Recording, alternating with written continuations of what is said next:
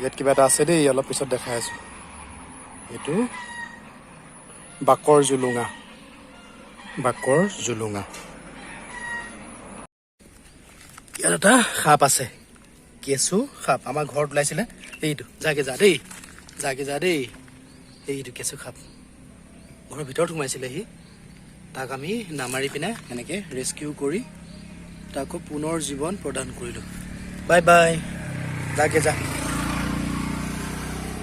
এইডোখৰ আমাৰ ট্ৰেইনালীৰ কাষতে অলপ জংঘল আছে, তো ঘৰৰ বাৰীত এৰিলে মানে আকৌ ঘৰলৈ সোমোৱাৰ চান্স আছে, কাৰোবাক অনিষ্ট কৰাৰ চান্স আছে। গতিকে তাক ইয়াতে আমি এৰি দিলোঁ। এইটো এইটো এইটো তলত সোমাই আছে এতিয়া, এইটো সোমাই আছে তলত, এইটো এইটো তলত সোমাই আছে, দেখিছেনে? একদম পূৰা ডাঙৰ চাইজৰ কেঁচু সাপ এইটো এইটো। গতিকে আপোনালোকে যদি এনেকুৱা সাপ পায় ঘৰত যদি সোমায়, তেনেহ'লে আপুনি কি কৰিব পাৰে, এনেকুৱা ধৰি পিনে সাৱধানে ধৰিব যাতে আপোনাক নাকামোৰে। তো আপোনালোকে যদি এনেকৈ সাপ পায় ঘৰত, তো কি কৰিব, এনেকৈ ৰেস্কিউ কৰিব আৰু ওচৰৰ জংঘলত এৰি দিব বুলি আশা থাকিল। ধন্যবাদ। সকলো জীয়াই থাকিব লাগিব, আমিও জীয়াই থাকিব লাগিব, প্ৰকৃতিও জীয়াই থাকিব লাগিব, প্ৰকৃতিত থকা প্ৰাণীসমূহ জীয়াই থাকিব লাগিব। ধন্যবাদ।